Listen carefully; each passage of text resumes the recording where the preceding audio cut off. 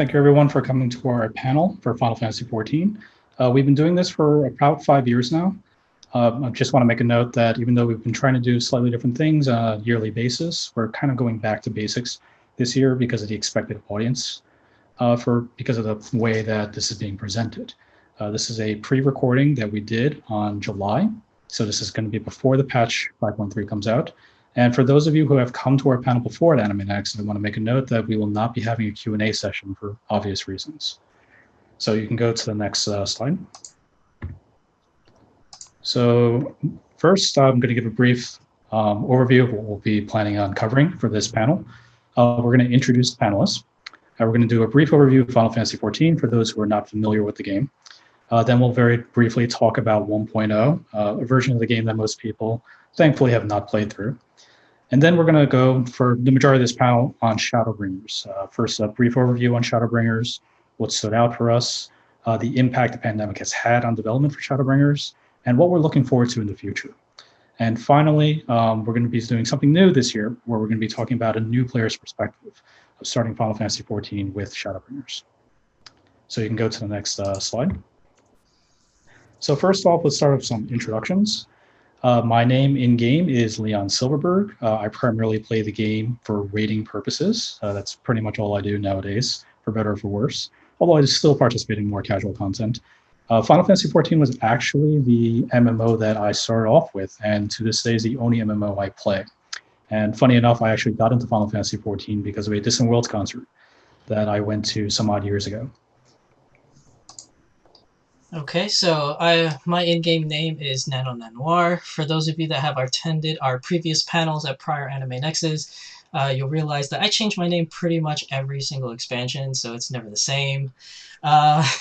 I currently am just focused on story and the current relic weapons and armors. I used to raid a lot, but due to personal reasons, I no longer am in the raiding scene. So that's why I'm mostly focused on story. But I've been playing MMOs for quite a long time. Final Fantasy XI was my first, and then World of Warcraft, then Terra, then Ion, then Guild Wars 2. I did dabble a little bit in Secret Worlds, but didn't really like it that much, and then currently Final Fantasy XIV. But yeah, that's mostly my experience. I'll turn it over to my colleague. Okay, my character name is Tom Wiseau. I mostly do main story and the relics. This is also my first MMO, and I've only been playing for about a year now. I got into the game because of the near content that was coming that I really wanted to check out, which we'll get more into later. All right, so that brings us into our next segment. Yes. I'm going to give a brief overview of Final Fantasy XIV for those of you who are not familiar with the game. So first of all, it is a massively multiplayer online role-playing game, the second of which in the series, the other being Final Fantasy XI. Like a lot of the other modern Final Fantasy games, there's an emphasis on the story and the main scenario. It's renowned for its music and cinematic experience, also similar to the other Final Fantasy games in the main series. It does require a subscription to play beyond a certain point, which can range from $12.99 a month to $14.99 a month. And even that can get more depending on any extras you put on, such as additional retainers. So 2.0 is generally considered to be the beginning of Final Fantasy XIV for most players. It was originally released for PC and the PlayStation 3, but the PlayStation 3 has since been discontinued. It is currently available for the PC, PlayStation 4, and the Mac client. I expect it to also be available for the PlayStation 5 when that is ultimately released. We are now currently on the third expansion, which is called Shadowbringers, Sins of Realm Reborn, that is.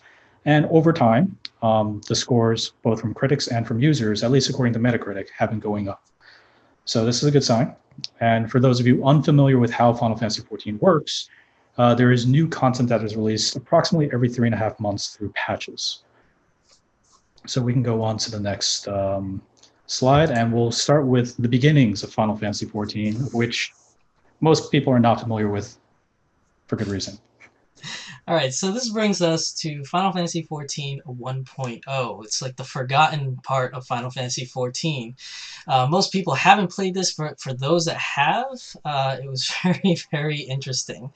So let's start with the fact that Final Fantasy XIV 1.0 was launched in September of 2010, but it wasn't always known as Final Fantasy XIV.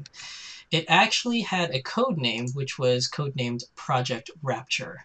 The reason this is because following Final Fantasy XI, their first MMO, they weren't sure if they were going to make the next MMO a numbered MMO, but fortunately for us, they did, and it was Final Fantasy XIV. But before that, Project Rapture. And Project Rapture was supposed to be the next new big MMO to like destroy all the other MMOs. And in order to do that, Square Enix, or Squaresoft at the time, hired the best of the best in every department to work on this game. The best programmers, the best renderers, the best encoders, the best localization people. Everybody for the best of their fields that Square had to offer at the time, all were under Project Rapture. Now, this is both a good thing and a bad thing. This brought about project management issues because of that. And the reason being is if you have the best of everybody for each particular department, what happens is that they specialized in that and they worked on that so hard just to get it right and to make it perfect. But in doing so, they didn't really communicate well with the other departments on how their part of the project will interact with other parts of the project. And this happened to all departments.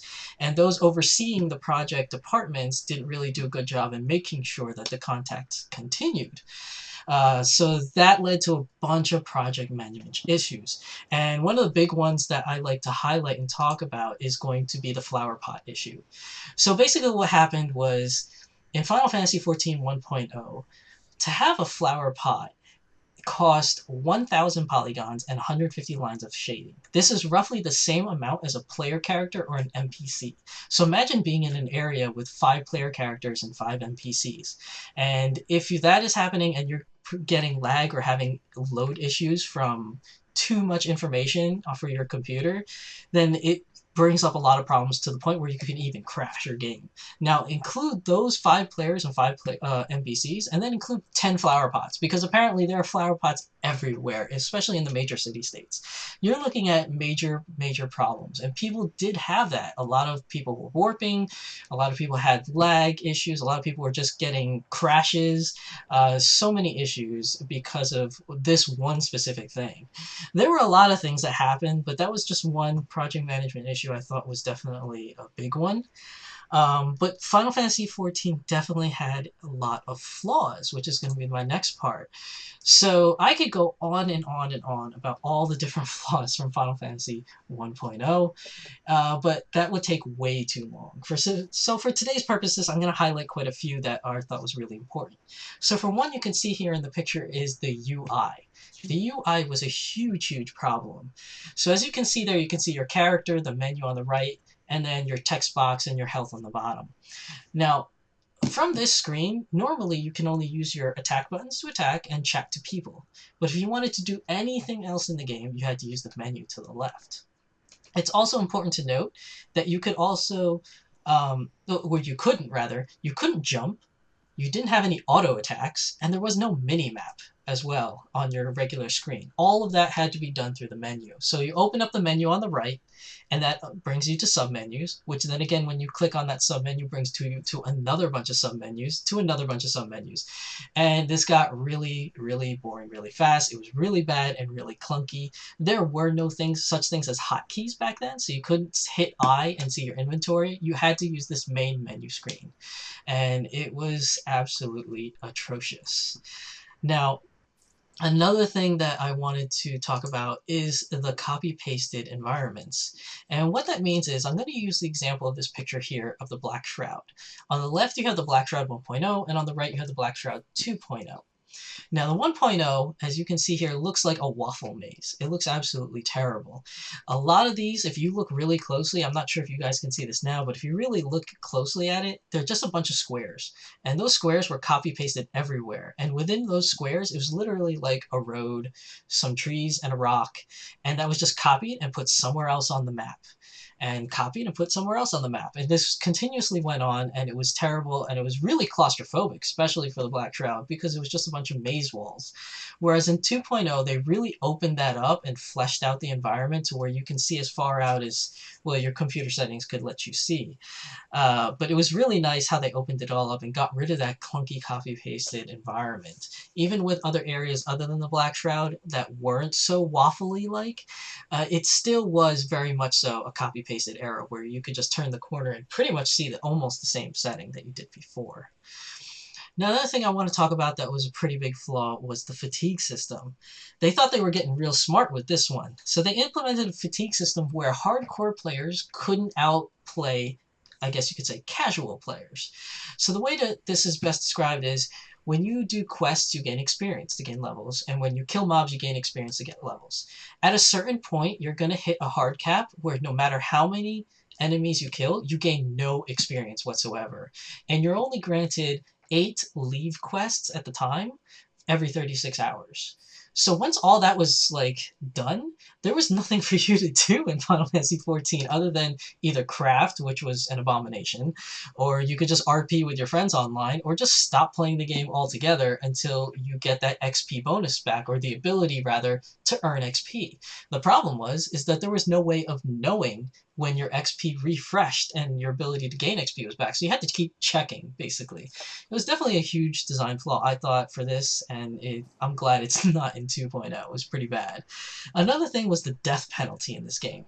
So for older MMOs, the death penalty was pretty relevant and pretty much all across the board. But for a newer MMO at the time in 2010, this is kind of outdated and people were really tired of it. So basically the death penalty is if you die, you lose experience. You die enough times, you lose enough experience to where you lose your level. So a good example is this: if you're doing level 20 content and you die enough to bring you down to level 19, your friends or your party would either have to wait for you to go somewhere else, kill a bunch of mobs to get your level back up to 20 and then rejoin you, or they're just going to leave you behind altogether, find somebody else and continue without you. You're going to have to go level on your own and then find a new party to continue the content. This is very old school and doesn't work really well in modern MMOs now today. I don't know why they implemented it in 1.0 at the time, as it wasn't relevant in any MMOs at that time either. But as you can see, with all these design flaws that I highlighted and many, many more, this game was not highly reviewed. And that brings me to my next part for the reception. As you can see on this picture here, that's GameSpot. That's their grading, 4 out of 10. And just quickly, I want to go over the other ones, which was Metacritic gave it a 49 out of 100. ComputerAndVideoGames.com gave it 6.2 out of 10. IGN gave it a 5.5 out of 10. GameSpot, obviously 4 out of 10. And PC Gamer was 30 out of 100.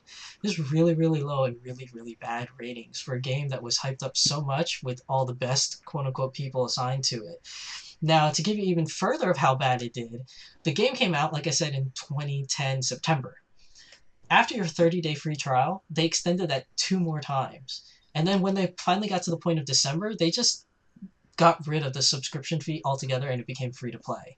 The only good things that came out of reviews was the graphics was good, if your computer can handle it, and the music was obviously really good. I mean, that part hasn't changed from 1.0 to 2.0. The music was just always good. And that's something that you would expect from Final Fantasy, at least with those 2 points. Now, another thing I want to talk about is that if you were able to keep with Final Fantasy XIV all through 1.0, they did reward you as a player going into 2.0, and they made you a legacy player. And what that meant was your character information would transfer from 1.0 to 2.0. You would get special items, special chocobos, and most notably a very special tattoo called the Legacy Tattoo. As you can see in this picture here, you'll have a special tattoo on your character right at the back of the neck, and that was only given to those players that played through 1.0 or created a character through 1.0. This is very important to note that if you're a legacy player and have a legacy account, if you create a character afterwards, when 2.0 came out, or if you even create a character today, you will not have that legacy tattoo. That is strictly only for characters created during the 1.0 era, which I thought was really cool and really nice. It's really just bragging rights, but it doesn't give your character any special benefits or anything of that nature. So now I'm going to get to the part that I think is really funny, which is the fisherman anecdote or the fisherman story that I like to tell everybody about 1.0. So Final Fantasy XIV 1.0 did something that was very different from any other MMO that I personally have played. And what that is when you create a character in Final Fantasy, you create the look of your character, and after that you create your class or whatever job that you wanted to do. Normally this was like a tank class, a DPS class, or a healer class. Well, in 14 1.0, they gave you the ability to pick crafters or gatherers. So yes, you could do a crafting class like blacksmith or carpenter to start the game, or you could do a gatherer like a botanist or miner or even fisherman like I did. So being the fact that that was never offered before, I wanted to try it out just to see what happens, right? So I selected fisherman, and I started out in Limsa Lominsa, and when you do that, you're on a boat, and you hear commotion on the top deck of the boat. So you proceed to the top deck of the boat, to which you find out the boat is being attacked by enemies. And you're like, oh my god, what's going on? So you think it's going to be like a whole cutscene thing, but no, it changes to where you actually get to fight and play. And I didn't know what to do, right? Because I'm a fisherman, right? Like, what am I going to do in a battle situation? Like, I could fish while everyone's battling, right? Or I could survey the land to find out where the good fishing spots are around the boat. But they did give you one battle item, which was throw rock. That is no longer in the game, but that was in the game for 1.0. So I said, hey, they gave it to us, maybe it'll work. So I threw a rock at the enemy, and it didn't really like that much. It barely did any damage, came over and smacked me a bunch of times till I died. And that was it. I died. Like, I couldn't progress with the rest of the game because I died during the opening sequence. How weird is that? Like, that's not even fair. I tried multiple different things. So when you die, you start back at the boat, you watch the whole cutscene again, which you could skip, and you get to the battle scene. So I was like, maybe I'll get fancy, right? I'll throw a rock at it and run towards one of the NPCs, and maybe they'll save me. So I did that. Threw a rock, ran to an NPC, and they did nothing. They were either fighting another enemy, or they were standing there watching guard, which didn't help much because I was being attacked and died, and they just watched me die. Not only did they watch me die, they continued to stand there while everyone else was getting attacked and just looking around. I don't know, just... I'm not getting paid enough for this, basically. They're just standing there and just watch people die. So after doing this multiple times and getting frustrated of dying during the opening sequence, I decided I will just start another character with a DPS job, which I think at the time was Archer. And I was able to go in there and kill them very easily. It didn't take much to kill them, but apparently as a crafter or gatherer, there's nothing you could do. There was absolutely nothing. And I think that was another design flaw from the project management standpoint that they didn't realize that you could do. And as you can tell, they didn't like that because that was taken out during 2.0.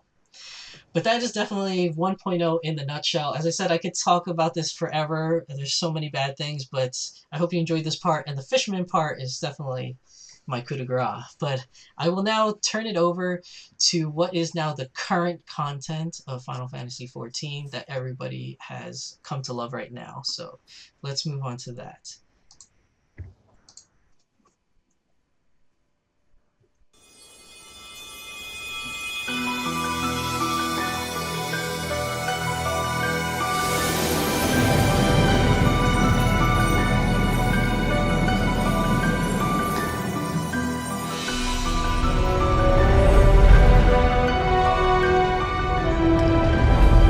Yours is a long road, my friend.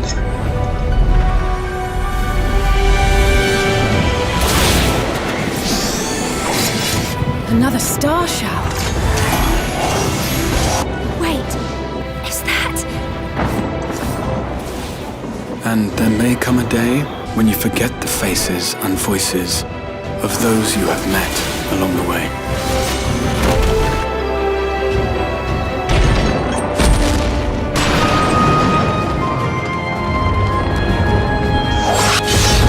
Excellent.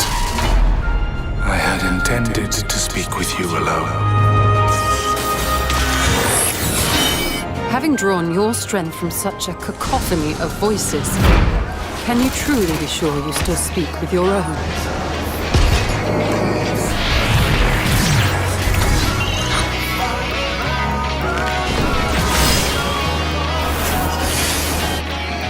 No. I won't let you go alone. Not this time.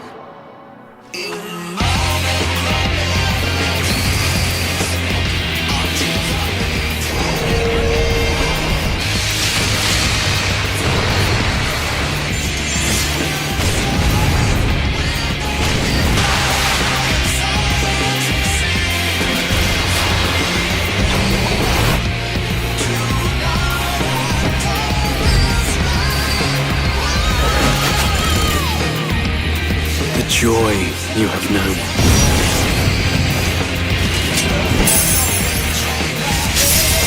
The pain you have felt.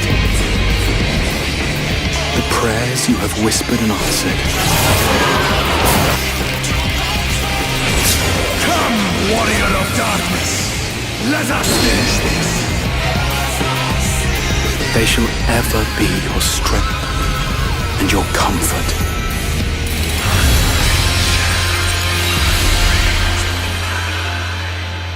When all is said and done, I would ask a favor of you. All right, so that is the trailer for 5.3. Much hype, much hype. So with that, we will start talking about the current expansion, Shadowbringers. So Nano, if you haven't already proceeded to the next slide, please proceed to the next slide. I'm going to give a brief overview of Shadowbringers. So it was released in the summer of last year. As of now, it is the most critically acclaimed of the Final Fantasy XIV releases, with a Metascore of 90 from critics and a user score of 9. And it's somewhat rare for users and critics to be on the same page regarding a game. It is currently on patch 5.25 with patch 5.3 scheduled for release on August 11th. And for those of you unfamiliar with how Final Fantasy XIV's story is structured, the 0.3 patch usually signifies the end of that expansion story. So this will be the end of the Shadowbringer story. And patch 5.4, when it's eventually released, will be the beginning of the next story, which will go into the next expansion. So with that being said, we're now going to talk about at least one aspect that each of us found interesting about Shadowbringers up to this point, starting with Nano. So my thing that I really like about Shadowbringers was the story. The story was so good. It was absolutely fantastic from start to finish. And a lot of things just came out of it, like strong character moments, unexpected twists, excellent use of plot points from items or plots that have been dangling around since 2.0 with either answered or further expanded upon in this expansion. You had a lot of heartfelt emotions from many of the characters that you interact with. The dungeons, the trials and Edens, all of that like felt seamlessly all together within the story. Like it was just really well put together where everything interacts with each other and is a part of it, like one big being. The only thing I can say that's different was the 24-man for the Near Raid. I didn't think that the story really meshed well with the overall essence of Shadowbringers. Like it didn't really connect with the world, kind of felt a little separate, but that may change, and we'll talk about that a little bit later. But to talk about some specific points that I thought was really cool was I thought Shadowbringers going dark. I thought that was really cool. And what I mean about that is basically in the name, as the name implies, Shadowbringers, there's a little darkness that's coming over us here in this game. And it was featured really well. I think it was done really well in both a grim way and emotionally and also visually in certain parts of the game. To give you some examples without spoiling anything, like things like Tesleen, which is Alizé's friend, the item of Mule, the Yulmoran Society, like everything that goes on in this game and like the overall surrounding and the way people interact with you has a lot more of a darker undertone and a gritty feel to it, which I thought was really cool. Also, there's like a point, there's like maybe like a few points, like one or two that has like some jump scare points. So if you don't like that, just be warned, there may be some jump scares that might startle you. There was a part where it startled me too. Like it's not more so scary, but I really wasn't expecting it when it happened, and I was just kind of like blown away by it. But definitely some darkness to this expansion. Also, another thing I want to touch upon is the Scions. So the Scions have story arcs in this expansion. Much like any other expansion that we've had, the Scions have been a part of your story, and you've seen a little bit about themselves, like going on here or there, but it's more like a supporting role to what you're doing. I felt like in Shadowbringers, we got to learn a little bit more about the characters and how they are reacting to the world and how they feel and how the environment reacts to them. Some examples of this that I want to touch upon is Thancred. Thancred has this crazy story arc that I feel going on with the original Minfilia and the new Minfilia that you meet in this game. It's almost like a three-way triangle, love triangle in a way if you want to include the original Minfilia. But even between Thancred and the new Minfilia, it's almost like a father-daughter kind of relationship, which expands upon from the very start when you meet Thancred, all the way even up until now at the latest expansion, and hopefully we'll see even more. I can't wait to see more in the new patches that comes through. Another thing is Ishtola. Ishtola has been in the world longer than you have as the character, and she has gotten like a real kindling to the Raktika Greatwood and their people, which is the Blessed. Now, Runar is the leader of the Blessed, and the interaction between the Blessed and Ishtola, and Runar specifically and Ishtola, brought out some more emotions between that character and their environment. I thought was really cool, and I want to see it expanded more, although I feel like it may have gone as far as it could go, but you never know. We'll see what happens in the upcoming patches, but that's definitely a cool one. And then also with Alisaie, Alisaie has been delved into in every expansion. She's always been like the caring one that cares for others, whether it's the tempered in prior expansions or for other people that's being affected by what's going on. But more specifically in Shadowbringers, she brings that same empathy to what's going on to the first. You could see that with the people that are sick and with her friend Tesseline, like how it actually hurts her and how it affects her as the story goes. In the prior expansions, it affects her and you could see it, but you don't see it grow and progress as much as I feel like you see it in this expansion. The only two characters that really didn't get much play in a story arc wise was Alphino and Urianger. And it's not that they're not there. They're there with you, but the thing is they've always fulfilled the same roles they fulfilled in every expansion. I feel like they didn't expand more upon each of those two characters like they did with the others. They're pretty much fulfilling the same role they always have in prior expansions. So that's one downside, as you didn't get to know more about them specifically or any changes really. At least I didn't see any. Now, another thing I want to talk about that was pretty cool is the role quests and the Warriors of Darkness. So prior expansions, you had a job quest. So whether you're a paladin or a white mage, you would always do job quests, and that job quest was separate than the main story. It was just its own little arc. But what I like about Shadowbringers is they made it a part of the story, which is really cool. So instead of having separate job quests, you had a role quest. So that would be tanks, healers, physical DPS, and magical DPS. So, and what that would do is, which role you played, you followed a particular character from the Warriors of Darkness. Now, if you remember, the Warriors of Darkness started in Heavensward, and they came from the first, which is where we are now, over to the source and did a bunch of stuff. So these role quests that we're taking upon now actually gives you the backstory of each and one of those characters before they actually interacted with you in Heavensward, which I thought was really cool, and it added more atmosphere to the Shadowbringers story and the more feel to it. Now, another thing I want to touch upon is the Ascians. So the Ascians, as you know, are the bad guys, and in this particular expansion, we're followed by one specific Ascian, which is Emet-Selch.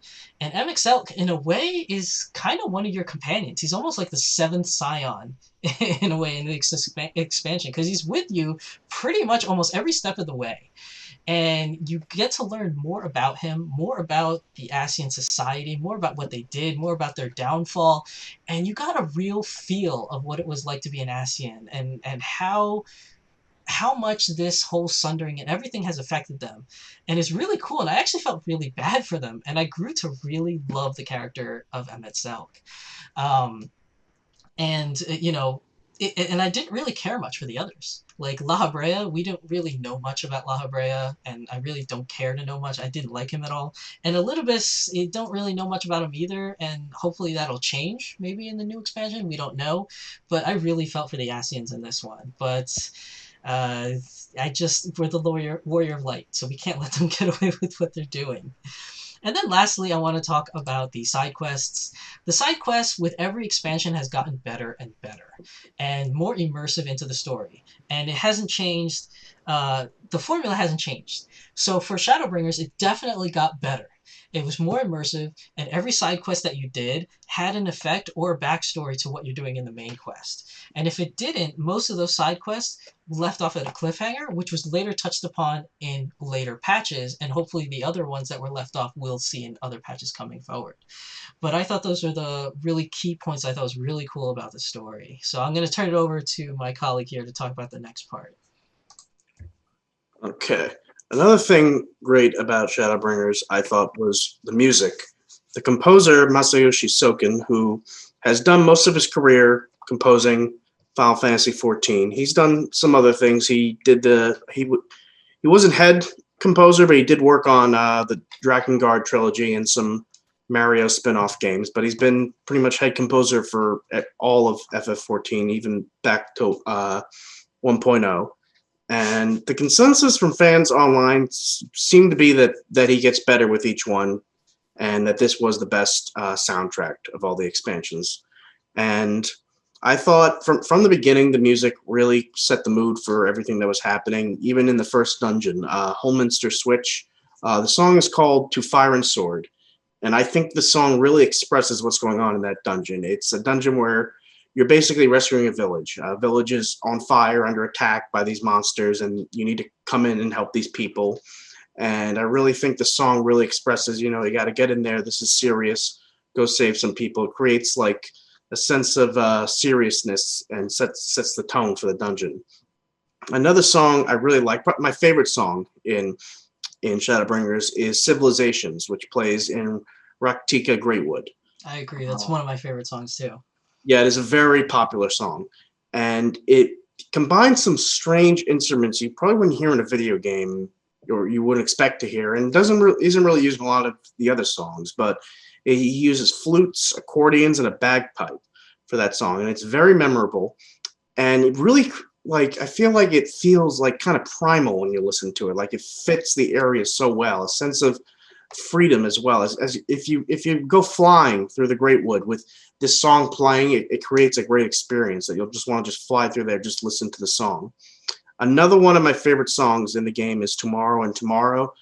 This song doesn't really play at any one set point. It's just used for different cutscenes, and it can be used for many different whatever's going on at the time. I feel like it's used for scenes where someone's expressing loss, or someone's expressing bravery, or anger, or many different ideas. I just remember that it was used during a very touching scene for me with Magnus, and that scene and the music accompanying it really stuck with me. So I mostly attribute it to that scene. And another one of my favorite songs is called A Long Fall, which is played in the Twinning, for which I think fits that dungeon perfectly. And it sounds very different than the other songs, and it fits perfectly with that dungeon where you're fighting Alexander, because it's kind of like a robotic song and you're fighting this giant robot essentially. And I think the music and I think you'll need to play the game to understand where I'm coming from here, but it utilizes themes like the story does to Shadowbringers, themes of light and dark, good and evil, in a way to express his soundtrack, and I think it meshes really well with the expansion. You can go to the next slide now. Okay. And something else I really liked about Shadowbringers, as I mentioned before, the Nier raid. This was great as a Nier fan. I loved it. And it's best to play if you finished Automata. If you haven't played Automata at all, it will be a little strange and confusing. And it will be even more confusing if you've played partway through Automata and haven't finished it. You'll really have no idea what's going on. So finish the game. You could probably come up with some ideas of where it could be going. The music was great. When I first heard the song they were going to use for the final enemy in the dungeon, I was so psyched. I won't reveal who the enemy is, this is a spoiler, but it combines Weight of the World with the Crystal theme, and I think it's such a great song. And the only question is the story canon, like Yoko Taro claimed it would be, which it seemed to be a little weird to somehow make this canon to the game Automata, but I guess we'll see where he goes with the next one. Also, if you're a fan of Automata, this does have some original enemies. The second boss in the dungeon, Hobbs, there's nothing like him in Automata. He's a completely original boss made pretty much just for the dungeon. So you should check it out. Anyone else have anything to say about the Nier raid? So just to add on a little bit regarding the music, the new song that that Tom is talking about is an arrangement that is unique to Final Fantasy XIV. It's not in Nier Automata. And this is something that they haven't done before. In the previous expansion, they collaborated with the Evil East world, which is part Final Fantasy Tactics, part Final Fantasy XII, mostly Tactics. And they did not create any original pieces or any original arrangements for that particular collaboration, which is fine. I mean, fans were still very happy with it. The music is great. But I thought that this was the arrangement that they made for this particular collaboration was, at least for me, one of the best songs actually that I've heard in this expansion thus far. And it really sets the mood for the last fight really well. It really gets you amped up and excited. And even now, even though I've done the fight a lot of times, like I still get excited about hearing that song. And does anyone else have anything to that? No, If we're good. not, then we'll move on to the next slide, which is my specialty, rating. So I could very easily talk about rating for hours, and I'm sure I would bore most of you with it. Instead, I'll just give a brief overview of my thoughts on the EX trials, the Savage raids, and the ultimate fight that was released in this expansion up to this point. So in regards to the EX trials, overall, I would say that unfortunately, I'm a little disappointed with the fights. It is possible that my standards of what I look for in an enjoyable fight have been raised unfairly because of my experiences with ultimate fights from the previous expansion. But at the very minimum, I'm looking for a fight with a good soundtrack, which a lot of EX trials historically have had. I'm looking for a nice cinematic experience. I'm looking for a nice sense of progression and maybe some semblance of coordination and collaboration that you need in order to complete the fight. It has to feel somewhat rewarding in some way. And I didn't really find that in a lot of the fights thus far in this expansion. To this point, I would say that Innocence is probably still my favorite EX trial in this expansion. It's got a good pace to it. It has great presentation. I think cinematically it's really nice. I think the songs are really good. And at least back in the beginning of the expansion, like it did punish you a little bit if you died too often within the fight, and it required some level of coordination. By far, my least favorite EX trial, at least thus far, is Ruby Weapon. Primarily because in the first phase of the fight, they make you do this mechanic where a lot of people are just going to straight up die to it the first time to see it. But the problem is that the fight never forces you to learn the mechanic. You can actually recover enough where, assuming that the healers did not die, you can recover enough where you can just clear the rest of the first phase and then ultimately the fight. So, and you only see that mechanic once. So you never have to worry about it again. And to me, that's bad raid design. I don't like that. In general, it just felt bad, that fight to me, in order to like both progress and also to farm. But I'm looking forward to the rest of the fights, particularly the 0.3 patch EX trial, which usually has been one of my favorite fights. Nidhogg in the past, one of my favorite EX trials. Tsukiyomi was also another one of my favorite EX trials. So I'm really looking forward to this. As far as Savage, there have been 2 Savage raid tiers released thus far, Eden's Gate and Eden's Verse. I didn't really care for Eden's Gate that much, to be honest. I mean, I felt a lot of the fights were artificially extended for the sake of making them longer, where not much was actually going on, and instead they just gave the bosses higher HP. This is most notable in my least favorite fight in the raid tier, Leviathan, where literally for like 70-75% of the fight as a DPS, there really isn't anything to do. And a lot of the mechanics that they put into the fight that can actually wipe the party don't happen until near the end. So you kind of have to slog back all the way up to that point in order to progress. And I personally don't see that as good raid design. My favorite fight would probably be Titan. Primarily because the first part of the fight, I thought the tempo was very, very fast for a Savage fight. It was actually almost about the speed of an Ultimate fight, which caught me off guard, and I found it a lot of fun. The rest of the fight mechanically wasn't particularly interesting, but cinematically, from a presentation point of view, I thought was actually really, really cool, even if what you were seeing was mostly superficial, but still an enjoyable experience nonetheless. Overall, I like Eden's Verse Savage, however, much, much better than Eden's Gate. Probably my favorite raid tier since Sigmascape Savage from the previous expansion. There was only really one fight I didn't particularly like, the third fight in Eden's verse, just primarily because it's a fight that looks really complicated initially, but once you actually understand how the fight goes, it's not very interesting to go through. One of the things, though, I will say that they have done this raid tier, which they haven't really done in the past, is they put a new emphasis on the ad phase, where the ad phase was a little more interesting from a design perspective, and there was more responsibility on the DPS in order to burn down the ads fast enough, at least in the first couple of weeks of the raid tier, in order to progress to the rest of the fight, which is something that doesn't really show up in a lot of content in this game, any type of responsibility on the DPS to do their job. But that being said, my favorite fight of the raid tier is probably the final fight against Shiva. It's a fight that reminded me a lot of Midas Savage, which is still my overall favorite raid tier in this game. And I enjoyed a lot, although I can understand where there's a lot of frustration, particularly with Light Rampant early in the fight. But if you can get past Light Rampant, I think it's a lot of fun to progress through the fight. I think the fight itself overall is really cool. That's not a pun. And I really enjoyed that. So I'm looking forward to the final Savage tier that's coming. But as for Ultimate, there has only been one Ultimate fight released thus far, the Epic of Alexander. Unfortunately, as of this recording, because of technical issues in my raid group, we have not actually cleared the fight, but we have gone to Enrage multiple times. So I feel like I can talk about it. I really enjoy the Epic of Alexander. In particular, I think the first two phases of the fight, against Living Liquid and then Brute Justice and Cruise Chaser, are actually some of my favorite parts of raid, some of my favorite raid content in this game historically of all time. I even like the little intermission mechanic that they included with Limit Cut.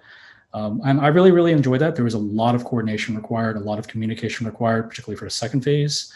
And there was a lot of, to a degree, planning that you had to do, which I really enjoyed. That's my favorite part of raiding. Unfortunately, I don't really feel the same way about the rest of the fight. I actually think Wormhole is the most overrated mechanic in the game. I don't think it's particularly difficult, at least at an individual level. And I feel that a lot of the responsibility, depending on how you do Wormhole, is really on two people, and you're just kind of hoping that those two people do the mechanic right, or rather, don't get hit by dashes. And the final phase, I mean, is okay. The transition to the final phase is really cool. I like that. But the final phase is okay. I guess it's better than Coil, Unending Coil Bahamut, at least to me. But yeah, I mean, I've enjoyed it so far. I really like the fight. And I'm really looking forward to see what they do next. So with that, we can go to the next slide, where we can talk about the pandemic. So just as the pandemic has affected every aspect of our normal everyday life, it's also affected game development for Final Fantasy XIV. So to give you an idea, patch 5.3, which as I mentioned earlier is going to be released on August 11th, was actually originally supposed to come out sometime in June. So there's been about a 2-month delay, and all future patches as a result of this will be affected by this. This is also going to affect the release of the next expansion, which will be delayed by approximately 2 months. So historically, it's come out around mid-June-ish. Will probably be delayed until sometime in August. That being said, this has been a learning experience for Square Enix, and they've developed the capability to more effectively remotely develop the game in case something similar like this happens again. And while they won't have full efficiency in doing so, we probably won't have like a 2-month delay like we did this time. And of course, this has an effect on the players as well. From a rating perspective, I think this has been a good opportunity for people to catch up on raids. Eden's Verse was a little bit more difficult than Eden's Gate, so it gave them more time to clear Eden's Verse, and it gave people time to explore Ultimate, either the current fight or even previous fights from the previous expansion, because Ultimate fights do require a large time commitment, especially if it's your first Ultimate fight to go through. That being said, if you have no interest in anything that I've just said, or you've already completed it, there really isn't much to do. So you're just kind of sitting there twiddling your thumbs. And I believe Nano has some thoughts on this as well. Yeah, so as a casual player that doesn't have as much time to play the game as I would like, this was double-edged sword for me. So on the one hand, I had a lot more time than I normally would have to complete the things that I want to complete during the relevance of this patch.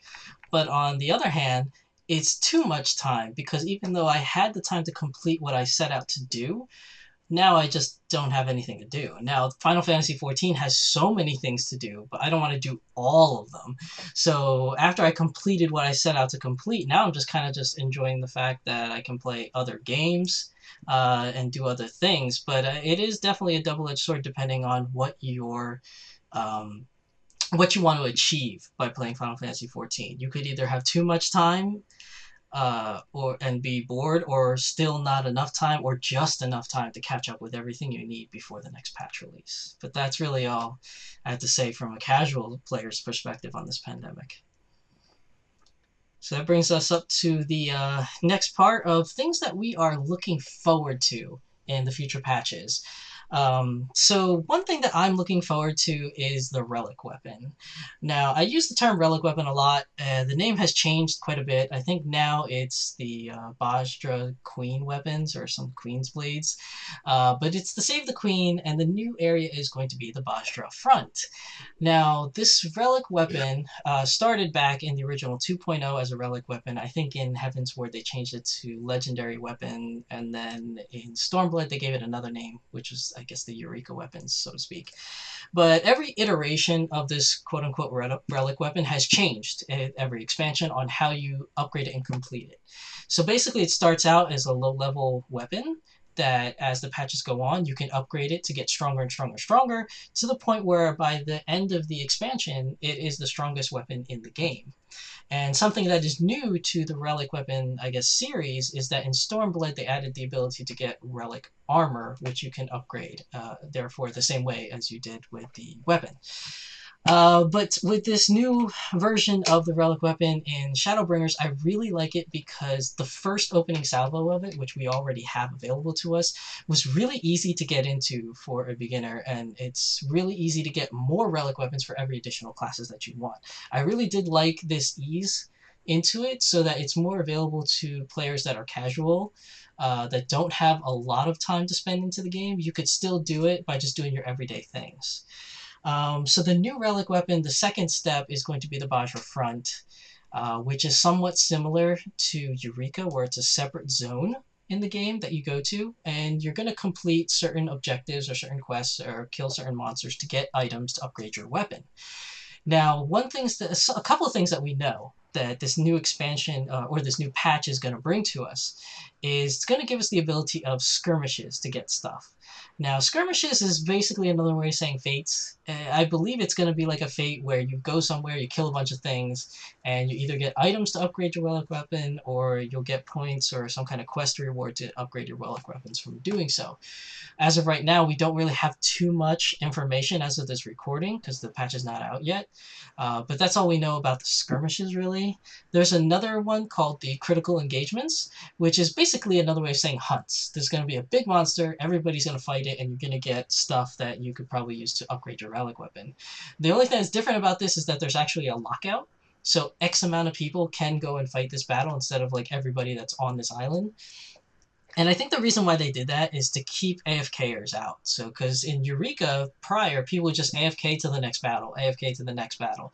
Whereas in this one, they want people that tries to spawn these critical engagements to be the ones to reap the benefits, and those people that are AFKing to not really be able to participate. Now, there's a possibility that there may be not a lot of people on the island, so when the critical engagement comes up, there's open slots, and maybe the AFKers can still get in. But there's definitely something that's different about this. They also have another thing for the person that contributes the most to this critical engagement, where they would get a separate battle, just one-on-one with the enemy for themselves, that everybody gets to watch, and I'm assuming you get more benefits or more items from that as well. But that's really all we know about that. And then I touched a little bit on the relic armor, but as of right now, we do not know if the relic armor is going to be upgraded at all. I think we heard maybe somewhere in prior live letters that it won't be upgraded, and what we got is just what we're going to get. But I don't know that for sure. I'm not 100% on that. So, I mean, the possibility of being able to upgrade your relic armor, I guess, could be there. But really, we have no information on that. So, I mean, I can't really speculate on much more than that. But I would love to see some other content to upgrade it, because I like the way the relic armor looks now, and to have like a little glow to it would be awesome. But who knows? But that brings us to our next part, which Tom's going to talk about. Okay. Another thing I'm looking forward to is the next Near Raid in 5.3, where it's going to be the bunker, and we don't know much about it right now. Obviously, we've seen a little bit of footage in the trailer, and it did look awesome with all the characters like sliding through the crash bunker and everything. But with Yoko Taro, you have to remember he'll do crazy stuff, and who knows what he has in store for us in this one. I mean, I know he wanted to do an option where you delete the servers or something of FF14. If you've played previous games by him, you know that shouldn't surprise you that he had that idea. The only thing I'm hoping for is some sort of reference to Gestalt. I've played near Gestalt, and although it's of course nowhere as good as Automata, I could tell there is a good game in there. It's just that the gameplay wasn't that good. Like the music was still great, the characters, the story, all of that was still great.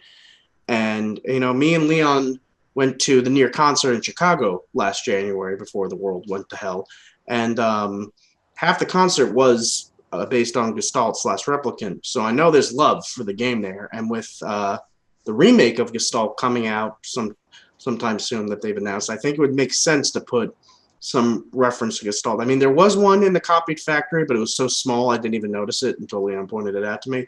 But so I'm hoping something like maybe a minion or somebody shows up, or maybe the third dungeon will be what is the big reference to Gestalt. So I guess we'll have to see about that.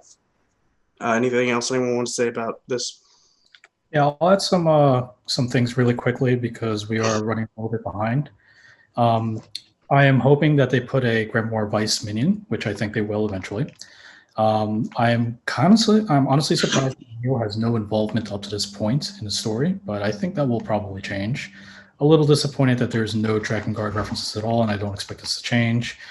And I really hope that the story develops more and feels more like a Yoko Taro story, which currently it does not feel like, but I guess we'll just have to see. So that brings us to the next part, which is future raids that I'm interested in. As a raider, I only really care about raids for the most part. So for the patch 5.4, which is when the next Savage Raid tier is coming out, I think this is pretty interesting because I don't know who we're going to be fighting, really. A lot of the Realm Reborn 2.0 primals that we fought, we've already fought with one notable exception, which I don't think we will fight in patch 5.4. So I'm really looking forward to the new fights and potential new music that they introduce in 5.4. As for the next ultimate fight in patch 5.5, the only thing we know is that it is most likely not going to be the Warring Triad. So I've used this nice picture here because 2 live loaders ago, they mentioned the possibility of looking at Cape Westwind again. And I've always liked Cape Westwind as a meme. But in all seriousness, I feel like the 4 Garlean generals from A Realm Reborn were kind of not really given justice, and their fights were a little anticlimactic. So perhaps seeing that reimagined would be pretty cool. I also would like it if they changed up their formula for ultimate fights a little bit, but we'll see if that happens. So we go into the next part. Like I said, I am a new player. I've been playing for about a year now, and I got started because of when they announced the Near Raid. I realized I had to start this game, and there are 2 ways to start. You could either start from scratch or do what I did and buy a jump potion, which are about $25 each. And I did that because I really wanted to play the Near Raid, and you have to finish Shadowbringers to do it. And I didn't think I could get through 7 years worth of content in like 3 months, unless I quit my job and never left my house. So I jumped right into Shadowbringers. And even though I did read some recaps, watch some videos to recap the story, I did still think it still helped me out. I was still able to jump in and get what was going on. I thought it was it was very compelling, the story, and it was pretty easy to follow because I think Shadowbringers has a very self-contained story. If you read the recaps, you can pretty much understand what's going on. There might be a couple things, a couple references you don't get, but other than that, I think you'll enjoy it. And it's probably best to start with the DPS. If you're a tank or a healer and you're starting out, there's a chance that you could the more the party depends on you more, I should say. If you're a DPS, if you die, that's just your fault. Not basically, you'll just die. It doesn't really affect anyone else. But if you're the healer or the tank and you die, it could screw up everything for everybody else. And also, like I said, I haven't played the previous expansions, but I have done some of the dungeons. And it seems to me the later the dungeon is, the better it is. Some of the early dungeons are pretty boring, both like in mechanics and bosses, and also aesthetically. They're just like a sewer or a cave or a castle, and everything's just gray. But like the newer dungeons, like Grand Cosmos as an example, is very beautiful, and there's a lot of stuff going on. Like I could get lost like staring at the background, seeing all everything full of life back there. So very much more imaginative. Having friends to help out is good. I've gone through a lot of dungeons with friends, and they help. I mean, so I don't have to run into like players I don't know, but there isn't as much pressure. That was one thing I was afraid of playing the game, that people would just like brag on me for, like make fun of me for screwing up or being a newbie or whatever. But I think a lot more people play casually than I expected. So it's not like they're all like experts basically. And practice makes perfect. Keep running through a dungeon and you'll get it eventually. There were many bosses I came to and I thought, well, I'll never get it through this, but I kept trying and eventually I got it, and the boss became easy to me. So, and you get a feeling of accomplishment when you're able to get through that and do that. 24-man raids are also very fun. They can be crazy in a good way or a bad way, but I always have fun going through them. Even if things turn disastrous, you get some great stories out of it. And if you're a big fan of the series, there's a lot of fan service and references from past games. And like if you're a fan of the 8-bit, 16-bit, 32-bit era, there's something from one of those games. There's characters and music from 8 and 6 and 7 and 5, and also Tactics. If you're a fan of Tactics, there's a whole like series of quests based on the on Final Fantasy Tactics. So a little bit for everybody. Anyone else have anything to say? I have nothing from me. Nano, do you have anything? No, we're good. Like I just want to say that I guess I could say that I agree that the cameos coming from a lot of different games is definitely ever present in Final Fantasy XIV. You definitely get little things here and there, and sometimes you even get events that are solely about prior Final Fantasy stuff. So I thought that was really cool. It's definitely something that's interesting if you're a new player to encounter in this world. All right, with that, we can go to our final slide. And I want to thank everyone for watching our panel this year. We are planning on doing this panel again next year, hopefully in person. And if not, then we'll perhaps try to stream it live so we can incorporate a question and answer session, which we've historically done. And it's honestly one of my favorite parts of doing these panels. But yeah, we've included some information if you guys would like to get in touch with us. For Tom and myself, we have our Discord usernames, and for Nano, we have his Twitter. So does anyone else have any parting comments? Yeah, no, I just want to piggyback on what Leon said. Thank you, everybody, for coming. We've been doing this for quite a while, and we're just happy to be able to do it again this year, even though the con has been canceled and we're doing it virtually. I'm still happy that we're able to do it virtually and be able to bring this content to you guys that we've been doing for years. One thing I do want to ask is if you want to get in touch with us in any of our social media there that we listed on this page, definitely do so and let us know, because one thing I want to know is how did you like this format that we're doing here with our virtual panel? Do you like it? Do you not like it? Do you want to see more of it? Let us know. Just give us a holler and tell us what you think, because this is something new to us, and it was a lot of fun trying to do it. So we'd like to know if you have any suggestions. That'd be great. Tom, do you have any parting comments? No, just it was great to do this panel for the first time, and hopefully I get to do it in person very soon. To expand a little bit on what Nano said, an idea that we've been kicking around for a long time is the potential of doing more content similar to this, but perhaps without doing it for a convention, doing it on our own. So if we receive good feedback, that definitely would contribute to that. But we may do it anyway, regardless of what people say to us. So it depends.